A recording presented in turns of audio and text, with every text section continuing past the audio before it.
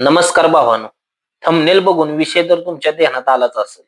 आजची व्हिडिओ आपली ह्या आपल्या रस्त्यानं फिरणाऱ्या पूर्ण कुत्र्यांचे विषय आणि कुत्र्यांना आपल्या मराठी धर्मामध्ये दत्ताचा अवतार असं देखील म्हटलं जातं.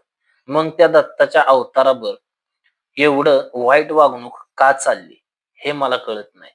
रस्त्यानं येता जाता तुम्ही कुणी बी जी आता व्हिडिओ बघताय तुम्ही सुद्धा भरपूर वेळा बघितलं असेल की रस्त्यानं कुत्र्यांना गाडीनं उडवलं असेल किंवा एखाद्या गावात कोणत्या लोकांनी कुणी कुत्र्यांना मारलं असेल किंवा वगैरे वगैरे भरपूर गोष्टी आहेत. ह्या गोष्टीवरती आपल्याला आज बोलायचं आहे. विषय कसा आहे, आपण जेव्हा आपल्या घरात काही दुःखद कार्य असेल किंवा कोणता कार्यक्रम असेल तर पहिल्यांदा आपल्या धर्मानुसार आपण गायला आणि कुत्र्याला नैवेद्य देतो. मग ही फक्त ग्रंथातल्या गोष्टी ग्रंथातच ठेवायच्यात का? अस्तित्वात आणायच्या का नाहीत?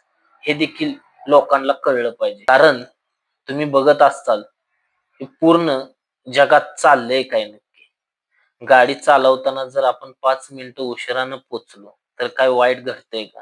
बरं, त्या जागेवर एखाद्या माणसाला जर विजा झाली, तर ते केवढ्याला पडतं? आणि अशा भरपूर घटना झालेल्या आहेत. भावानो, एक व्हिडिओ बघा, त्यानंतर तुमच्या डोळ्यातले अश्रू थांबणार नाहीत. त्यानंतर आपण बोलूया.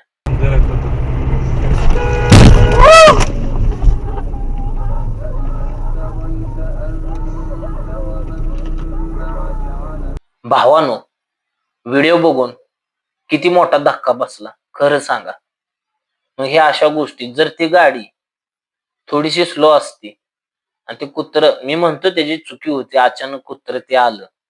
पण अशा भरपूर व्हिडिओ आहेत की त्यात कुत्र्याची चुकी नसताना सुद्धा कुत्र्याच्या अंगावरून बी गाड्या घालून लोक जातात. मग आजी किती गडबड आणि एवढी किती जायची घाई लोकांना आहे हेच आपल्याला कळत नाही. हे पाप करून आत्ता फेडायचं कुठं? हे भरपूर मोठं पाप आहे. कारण मला सांगा, एखाद्या जर माणसाला असं ऍक्सिडेंट झाला किंवा काही विजा झाली, तर त्याला बघाय किती लोक थांबतात किंवा किती लोक दवाखान्यात घेऊन जातात. पण त्या मुक्या जनावराला कोण आहे? स्वतः उठून गेला तर. नाहीतर त्याला तसंच रस्त्याला मरून देणार आणि निघून जाणार. ते पण एक तर अशी घटना झाली की कुत्र्याला गाडीनं उडवलं.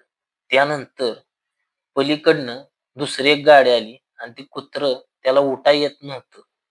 तर ती गाडी त्या कुत्र्याच्या उरावरून तशीच निघून गेली. पण गाडीवाला थांबला नाही. म्हणजे लोकांना आता एवढी घाई आहे.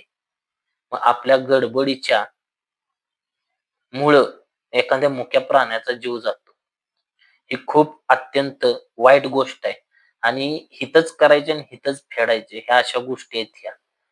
आणि काय काय लोक तर तुम्ही विचार करा, गाडी रस्त्याच्या कडेला लावतात किंवा कुठं पार्किंगला लावतात. कधीही गाडीच्या खाली आपण चारी बाजूने फिरून बघायचं. एखादं मुकं जनावर, कुत्रच नाही, मांजर असो, कुत्रा असो, काय बी असो, आपल्या गाडीखाली काय आहे का? त्यानंतरच गाडी काढायची. आणि अशी भरपूर लोक आहेत की बघतात त्यानंतरच गाडी काढतात. एकदा पाठीमागं टोल नाक्यावर मी चहा प्यासाठी थांबलेलो. तर अशीच एक ट्रक लागलेला होता. त्या ट्रकच्या चाकाखाली जाऊन कुत्रं झोपलेलं आणि त्याचं लक्षच कोणाचं नाही. मग गाडीवाला गेला, तो गाडी चालू करून निघून गेला. पण ते कुत्रं जागेवरच मेलं. तर ती गोष्ट मी जायच्या आधी घडली. पण तिथं हॉटेलवाल्यानं सांगितलं असं-असं झालं. आणि ते कुत्रं बी असं होतं की त्याला ती नुसतीच पिल्लं झालेली होती. कुत्री होती ती. पण त्याच्या पिल्लांना किती त्रास झाला असेल.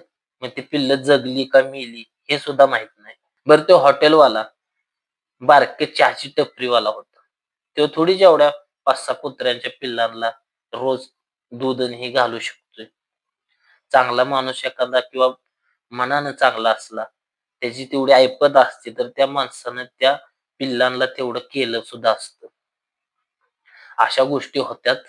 त्यामुळं आपण करून जातो.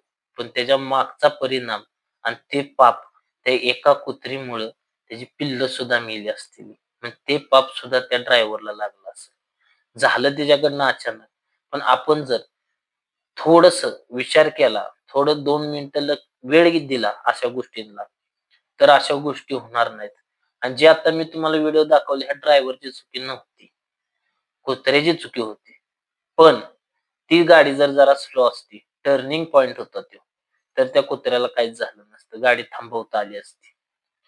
असो, भावांनो, ही व्हिडिओ पाहून जर थोडंसं जरी मनाला काय वाटलं असेल, तर ह्याच्यानंतर ह्या गोष्टी पाळा.